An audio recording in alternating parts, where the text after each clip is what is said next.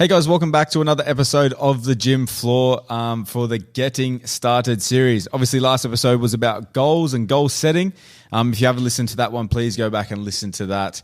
But today we're going to be talking about training, and I've got Zac with me here, special guest. Hello all. How are you, mate? Oh, I'm glad to be on. I totally. Yeah, you're excited, aren't you? I am. It's been a while. My friends are going, when are you getting on the podcast? I go, mate, trust me, I'm getting on. So Zac is a personal trainer at King Beats. You know your shit about training. I will say that. You do know your shit. You do love it, don't you? I would say for someone who hasn't been in the industry very long, I tend to hold conversation pretty well with those who have. Yeah. That's a good way of putting it, actually. Yeah, you like that? You want to move that a bit closer to you, mate? You can move the arm. Yeah, easy. Good. Yeah, that's actually a really good way of putting it. I like that. Yeah. I like that. Yeah, it's how I say... I'm really smart. But yeah, please include me in the conversation. Senior trainers, I know what I'm talking about. Nice, right. Okay, so as I said, we're going to be talking about training. This Getting Started series is for the beginners, someone who's just stepping into the gym or possibly undertaking a health journey. If you're intermediate or advanced, you might get something out of this as well. But definitely if you're a beginner, you're going to really enjoy this episode. So we're going to be talking about training. We're going to be going through 7 things that you need to be, I wouldn't say incorporating, but you need to consider. Consider. Yeah. Very good word. Consider. I like it. See, that's why you can hang around all the smart guys. I'm a young, articulate individual, Ryan. So we've got the 7 things that you need to consider. So first off, number 1 is exercise choice. Yeah. So this is meaning which exercise you're going to choose. So say, we'll keep it nice and simple. Everybody's favorite. We're hitting chest. Okay. Yeah. What does exercise choice mean to you when you are writing out a program for someone who's about to hit chest? So the first thing when it comes to any muscle group, what I consider is, well, there's a bunch of things I consider immediately. For chest, there's kind of 3 movements I want to include. I want to have a flat end or decline press. They fit the same kind of profile. I want an incline press, and then I want some kind of fly movement. Yep. Throughout the week. Mm-hmm. If I'm doing a whole chest, like if you had a chest day, which I don't really program, but if you did, you'd probably have all 3 of them. And then between those programs, depending on what's more appropriate, I would vary up the rep ranges and things like that. And then start to consider things like, what's going to allow me to move the most weight, think about my muscle connection, or what potentially with the fly movement, particularly my ability to get a stretch. Yeah. So it varies as well for beginners to me as well. I like how you there's a couple of different, so we're talking about like a push and a fly movement to try and target the chest. Yep. Now, obviously some variations are going to be a bit more advanced. So for a beginner, I think when you're coming in to choose that exercise, you want to make sure that you are obviously capable of doing that. Okay. So someone who might be stepping in for the first time might be very different to someone who is advanced and had a lot of experience lifting. Now, someone could easily just jump onto a machine if it's your first time, easily just jump onto the machine and just pump out the chest press there. As we sort of spoke about off air before, a lot of beginners will try and overcomplicate things and do too much. Whereas if you're literally starting out, you can do weights 3 times a week. You can look at a weight and get results. You know what I mean? Because it's just such a new stimulus for you. So that'll be sort of one thing that I definitely take into account is someone's ability to complete that exercise. 100%. This is something I learned. This is something I had to train people to learn. Is that people's history in terms of athleticism, previous sports, will kind of determine their competency on the gym floor. Yep. Like I have some people, I'm like, have you ever squatted before? I say no, and by the end of the session, it's a pretty good squat. Yeah. Like they once they get the technique down every week, we just add a bit of weight. Some people, it just takes a lot longer. It just depends what you're used to. Some people are more. When it comes to chest, it's kind of the big debate, dumbbells versus machines for me. Some people, if they have quite one side stronger than the other, I find a machine's a good place to start. Yeah. Because they just need to develop press strength pretty much. Because if they're trying to press and they don't have very strong pressing muscles, and now we're wobbling all over the place and one is coming up before the other, now they're not even going to be able to overload effectively because they're worried about, a dumbbell coming and hitting them in the nose. Yeah. So that's definitely a consideration. But I think all mediums are kind of available to beginners. But again, you got to find what works for you. Yeah, 100%. And the next one would be as well is your goal. So say, depending on whether your goal was muscle gain or strength, would depend on what exercise you would actually do. Now, if you're sort of leaning more towards strength, I'd imagine you'd want to increase your bench press. Not a lot of people go, I want to get on the machine and bench 100 kilos on the machine. You know what I mean? It's more obviously tailored toward bench press. You can definitely incorporate that into it, but you need to remember that, you know what I mean, you want to be doing that in compound movement. You definitely don't want to be looking to increase your strength on a fly. You know what I mean? You don't want to be doing that type of thing. I 100% believe that beginners should focus on compound movements. Doesn't mean they should not do isolation, but I think if you're looking at something to increase week to week, you're going to develop strength everywhere with compound movements. If your bench goes from 50 kilos to 100 kilos, your fly is going to go up. Yeah, that's true. It's not necessarily vice versa. Yeah. Or the other way to put it, like a really common one is like squat versus leg extension. Both are really good for quads. And you might go down a pin every time you leg extend. You do a leg extension. Yeah. But your squat might not go up at all. Yep. And then I know people who have a significantly lower squat than me, but they do leg extensions all the time and they can do more on the leg extension than me. So, I hate to be that guy, it depends. But yeah, it just depends on your goal. It really does depend on your goal. Goal dependent is so massive. Like for me, hypertrophy, I don't really feel bench press in my chest that much. I've got these massively long arms. Yeah. Yeah, I'm the same. I like dumbbells. I like dumbbells for chest, yeah. I really do. Or if you find a good machine, but then again, it kind of depends on the machine, in my opinion. Yeah, that's true. So exercise choice, depending on what you previously have done, whether you're a beginner, intermediate, advanced, will depend on the exercise choice. Definitely a beginner, prefer go towards those machine type exercise because it just guides it for you, makes it a hell of a lot easier. And just depending on what your goal will also depend the exercise choice. Next one we have is progressive overload. So for me, it's the most important thing. It's rule number one. It is rule number one, obviously behind exercise choice. Yeah. Because we can't start without choosing exercise. Yeah. But behind that, it definitely is rule number one because no matter what you're doing, strength, hypertrophy, you need to be able to progressive overload. So the reason for progressive overload is to place stress onto the muscle. So therefore it forces it to adapt, either becoming bigger or stronger. Yeah. Or if you're lucky, both. Oh, lucky both. Yeah, if you're lucky, both. Progressive overload is so simple that people overlook it. Yeah. I feel like, yeah. Can you do one extra rep? Can you add those little plates? Can you do the same thing with 10 seconds less rest? There's so many different ways you can progressively overload. For a beginner, especially if you're in a caloric surplus, in my opinion, I think the easiest way is just try and go for one more rep or go the next increment up. That's not the only way you can do it. And the more you advance as a trainee, the harder that becomes. Yeah. For sure. Like if you think you're just going to add 2.5 kilos every week, then, the world's biggest guys would be like having 400 kilos. And, if you're training for 20 years, imagine how strong you yeah, right. So, it's rule number one. It's a very important variable, but you just need to make sure you do it. There's just so many ways to do it, but you need to do it. Yeah, a lot of people go into the gym, and I'll have times like this where I'm just not tracking overload. I'm not tracking what I'm lifting, how many reps, and that's fine. But if you want results, you do need to track. You need to know how many reps you're doing, what the weight, all of those things, the frequency. You need to be tracking all of those things from week to week and making sure there's a progressive overload in one of those things. And that sort of leads us on to what we're going to talk about next. So volume. Do you want to just give a little explanation what volume means to you? So there's a few... Volume kind of means different things to different people, but effectively it's the amount of work you do. Yeah. It's... The most common one is given is sets by reps or sometimes sets by reps by weight. But it's effectively like you're going to have a certain range of work you need to do for each given muscle or system, depending on, again, on your goal. And you want to slowly be increasing that over time. Again, it's goal dependent. Yep. If you are training for hypertrophy, you want to put on some size, volume is going to be very important. You're going to want to be doing higher volumes. And of course, volume is correlated to intensity. They can't both go up indefinitely.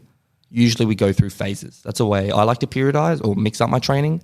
Is sometimes I train with less work and it's really heavy, it's really hard, and then sometimes I do a few more exercises. I'm hitting the muscles from different angles, more sets, maybe even shorter rest time, so it's denser work. But again, and back to number one, exercise selection. In my opinion, some exercises work better with intensity, some work better with volume. Yeah. And sort of what you're meaning by intensity and volume, and they can't go up together, is you obviously, if you're 1 RM or whatever is 100 kilos, there's a reason why you have to drop down weight for when you say if you're doing a set of 12. You know what I mean? Yeah. You can't just get a set of 12 and then continue up to 100 kilos and still be expecting that you're going to lift 100 kilos is what you're sort of meaning. So, yeah, next one that sort of leads into intensity, and intensity to me is weight. Is that mean to you? Intensity could be given or is most commonly expressed as either something like a RPE, which is, or reps in reserve, which are just effectively numbers out of 10 that describe how hard it is. RPE 10, couldn't do another rep. RPE 9, you could do one more. Or you could give it as a percentage of your 1 RM. So if you can lift 100 kilos, 90% would be lifting 90 kilos effectively. But yeah, effectively weight. If I'm trying to increase intensity, I'm trying to add more weight week to week. Yeah. That's the best way to sort of measure it. And that would vary whether you're doing strength or hypertrophy. So if you're someone that's focusing on strength gains, you definitely need to be pushing that intensity each week. You need to be tracking that intensity and trying to increase in that intensity.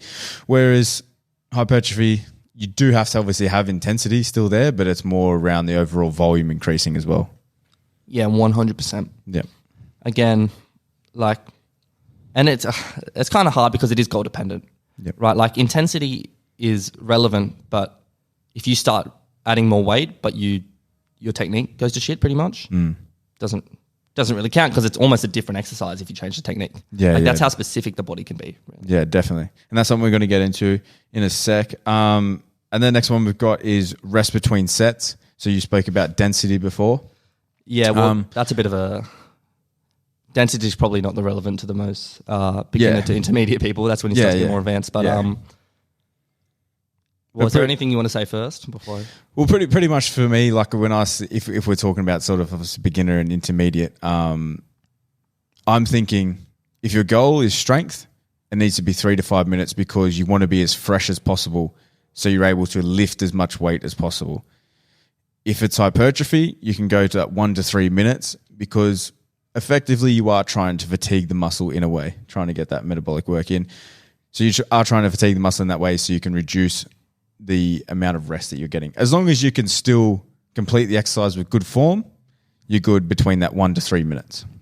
Yeah, 100% agree. When it comes to strength, like I know you look at the guy who does 1 rep on a deadlift and then sits down for 5 minutes and you're like, wow, that he's supposed to be doing that. Yeah. Especially if you're a really big dude, you're lifting a lot of weight. Because just in general, more weight needs longer rest times. It's necessary. If you want to get stronger, you have to bring 100% to every set. You need maximal intensity. When it comes to... So I almost break down hypertrophy into 2 kind of things. I think of more kind of mechanical tension sets. I know this kind of just my take on it, where 1 to 3 minutes is good. Like if you're doing a heavy set of squats, 8 to 10, 8 to 12 reps, you're going to need 2-3 minutes. Yeah. Just for honestly, just to get your breath back. You're looking dizzy, like your legs are sore. But if you're doing something like calves, the calves can recover in 45 seconds to a minute. Like if the muscle's fully recovered, you're recovered, like you're with it, you're ready to go, you can get straight back into it. But then again, intentionally, like if we're trying to go for more metabolic stress, which is one of the 3 ways we grow our muscles, I will do like 15 reps, but only 30 seconds rest. Yeah. And the goal is just keep working that muscle. Like I'm getting a lot of time under tension. It's usually something I'll do at the end of a workout and more so in isolation.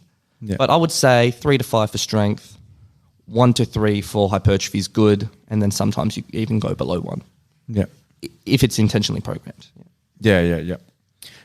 So that sort of just covers that little bit of when you're actually in the workout. So obviously you got your overall sets and reps, which is volume. You've got the intensity, so how much you're actually lifting. You've got the rest between sets, so depending on what your goal is, if it's strength-based, you want to be having that longer rest because as Zach said, you need that 100% maximal intensity when you do go for it. With hypertrophy, so if you're trying to build muscle, you can drop that down a little bit depending on how you're feeling and how the muscle is feeling. So you can use all these little things into tips and make sure that it is progressively overloading over time. Okay, so you're tracking what you're lifting, you're tracking how many of them you're doing, and it's progressively overloading over time. Next one we got is frequency. Okay, so a question I get all the time is how many times a week should I be training to get bigger? As many as possible, bro. You need to get them in twice a day is where it's at, 7 days a week. You can get a nap in between. Don't worry about rest. Yeah. No, you can get 20-minute nap. Recovery is not a thing. 20-minute nap is optimal. You need some soft tissue work while you're getting the nap.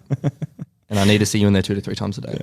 We're joking, by the way, just in case you didn't pick I'm up not. on the sarcasm. Get a membership to King Beats, and I want to see you in there 2 to 3 times a day. So an important one for me and something that really resonates with me is the low-hanging fruit. Now, if you're a beginner, and I did this, and we were talking about this before, we've both done guilty of this, is looking up your favorite bodybuilder and just going in and literally copying their program. But as we said before, if you're a beginner and never touched a weight, you can literally look at a weight and get results.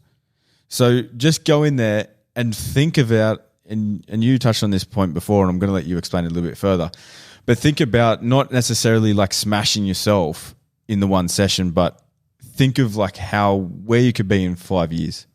You know what I mean? Or even just in a year. Yeah. Now, you spoke about that before. Do you want to touch on that a little bit? Yeah. So physiological changes to the body happen over larger time. Yeah. Larger time frames. Yeah. And the thing that like people get mixed up as well is like you see the famous bodybuilder and you go, okay, if I copy him, then therefore I should be as big as him. It's like it doesn't work like that. Yeah. It's the accumulation. What you can do is you can get a pillow, you can get a doona, and you can keep dreaming, bro. It's not going to happen like for so many reasons. And we could go all the way back to step 1 and 2, how everyone needs different volumes. That's why you can't just copy someone's program. Yeah. But so you have to remind me what we're talking about before I went on So pretty much before you went on a frequency, was it?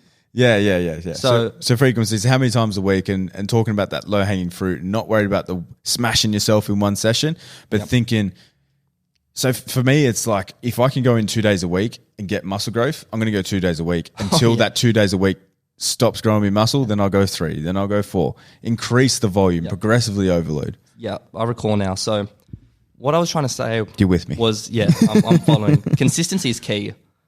Don't try and do 6 sessions a week. First of all, if you don't need to, like you'll grow from 3 or 4 sessions a week if you're a beginner, unless you're some elite level athlete who's got years of training history. Do 3 while you can, because sometimes I wish I could only train 3 times a week, but I'm on a 6 time a week program, and that's fine. I love my training, but it can be hard.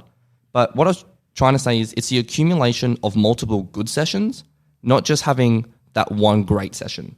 It's about, think about your 6 to 8 week program. Think about where you want to be in 4, 5, 6 months, a year, whatever. Make the best decisions to get there. Like,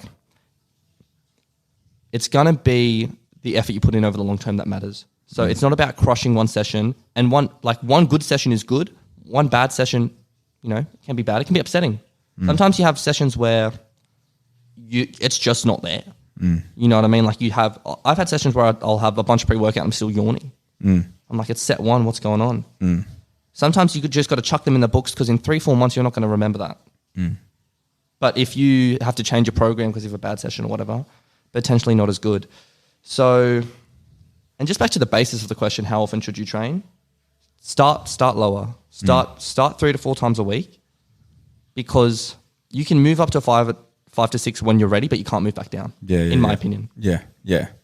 It's going to be a little bit demoralizing and counterintuitive to what you're trying to do if you're moving backwards.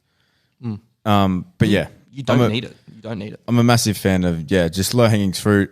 A lot of times when people start off with me, like when I'm training them in the gym and stuff, they're like, oh no, I'm going to be sore tomorrow. And it's like, and then I'll finish the session. They're like, oh, is that it? I'm like, bro, that's all you need. Yeah. You've done nothing for like 3 months. Like, you don't need to be put through the ringer, because what we did there we're going to slightly increase on that next week. And then we're going to slightly increase on that the week after. And then we're going to, like, there's no point me smashing you and making you do 10 out of 10 sessions every day for however long we were together. It's not sustainable. And as you said before, consistency is key. So get the low hanging fruit, start with the basics.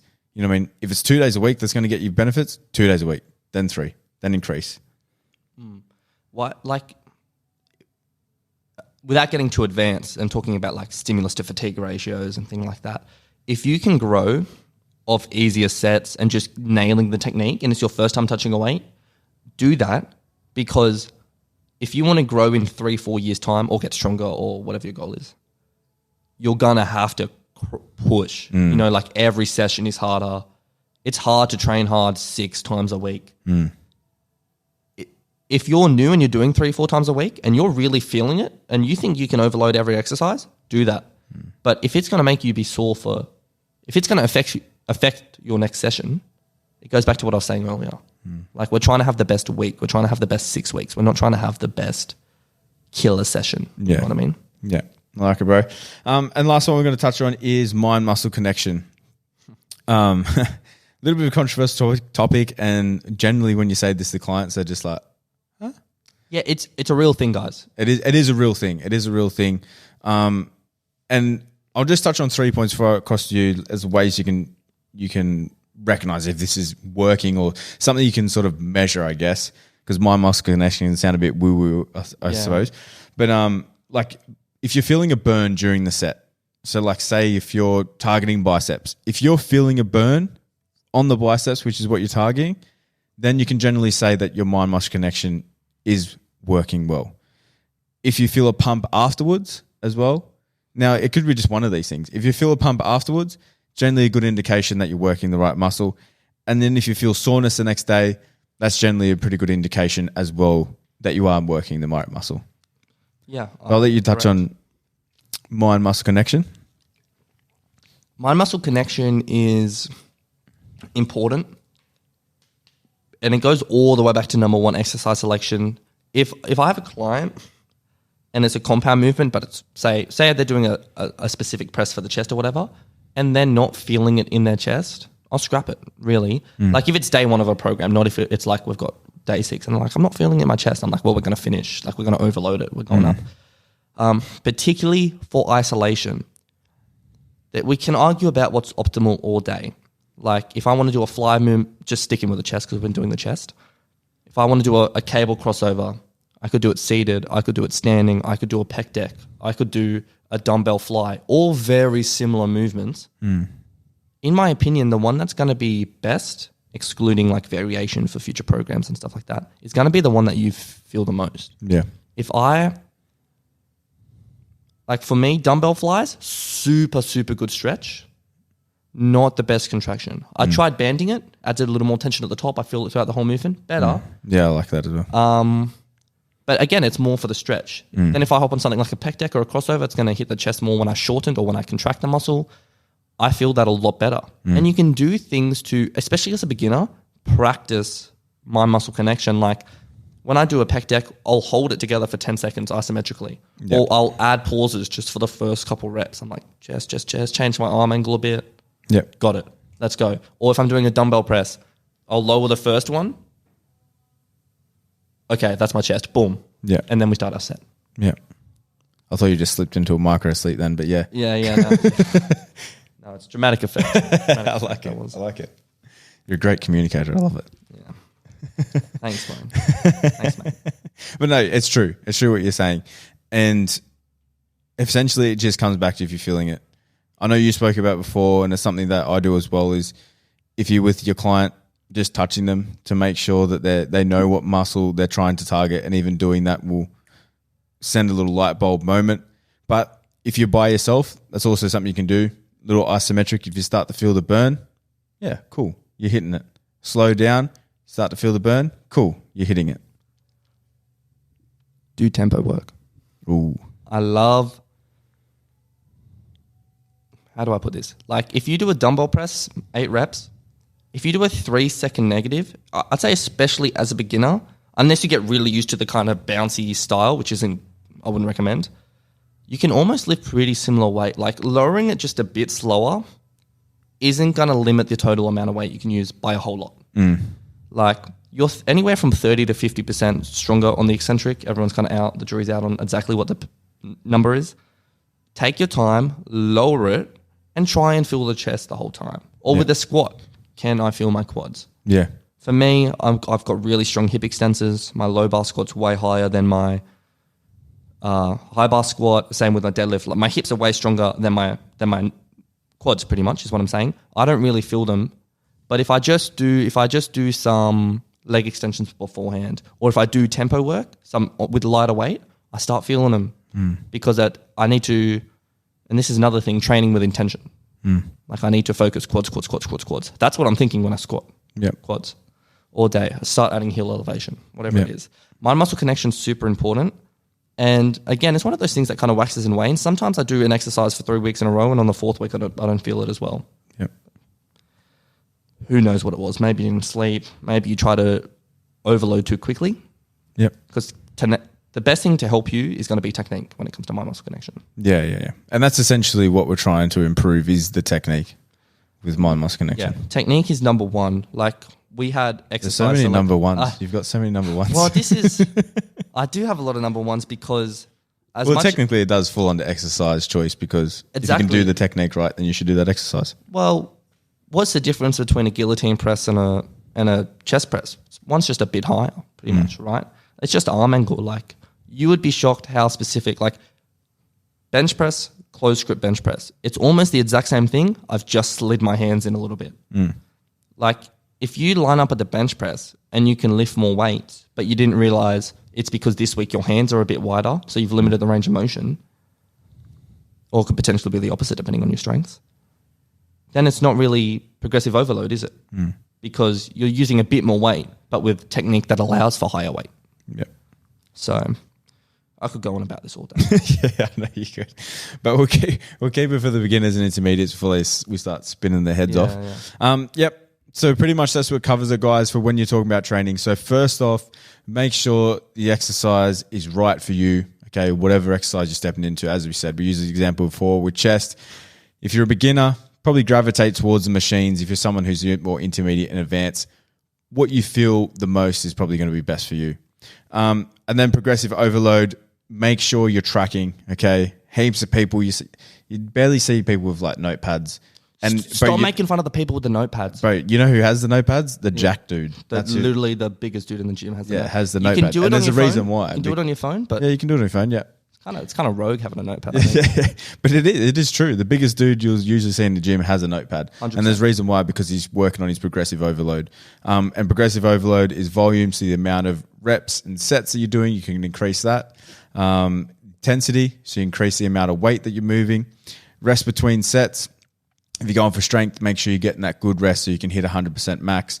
If it's hypertrophy, so muscle building, you want to be in the way between that 1 to 3 is just a good marker. Obviously, there's variations to that, but 1 to 3 is a good marker. Just sort of when you're feeling good, you can actually do the exercise, get back into it. Low-hanging fruit for the frequency. If you're a beginner, focus on that 2 to 3 sets a week. Then you can expand on that from there. Don't go straight into the 6. 2 to 3 times a week. Oh, sorry. Not sets a week. Yeah. Did I say sets? Yeah, yes, 2 to 3 sets. 2 to 3 workouts a week. Just because I think we didn't mention this, the optimal time you want to be training a muscle, I'm just going to say is more than once a week. Yeah. Like if you want to grow your glutes, don't do 1 glute workout a week. If you just do 2, and they'll be slightly smaller workouts, for example, maybe similar volume, a muscle doesn't need 7 days to come back to recover. You actually start to lose a bit of stimulus. Yeah. So 2 to 3 times a week for any muscle. Beginners probably a bit less. Like we talked about, you don't need to be in there as much. Yeah, and then mind muscle connection, make sure you're feeling it. So you can go off if it's burning when you're during the exercise, if you feel the pump after, so there's blood in the muscle after, or if you're feeling a bit of soreness the next day. So hope this has helped, guys. Thanks for jumping on, Zach. I really appreciate it, mate. Anytime. We should do one that's a bit more intermediate and advanced. I feel like I'd love to do one where I can just a run free. It's kind of hard to articulate certain thoughts without getting too in depth on subjects that I would then have to explain, and then the video goes for like an hour accidentally. Yeah, we'll do it in that one because it's got pillows there, so I can fall asleep. It'd be good. Catch it, guys. He's stitched up. He's filthy. All right, guys. I'll see you next week. Thanks for tuning in. Next week we'll be talking about nutrition. Before you go, like, subscribe, do all those good things. Also, Zach, give them a plug so where they can follow you.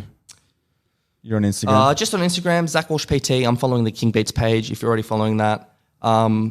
Not a whole lot on the moment, but I'm looking to post twice a week as of next week. So it's going to start growing. Just tons of useful tips like this, guys. Yeah.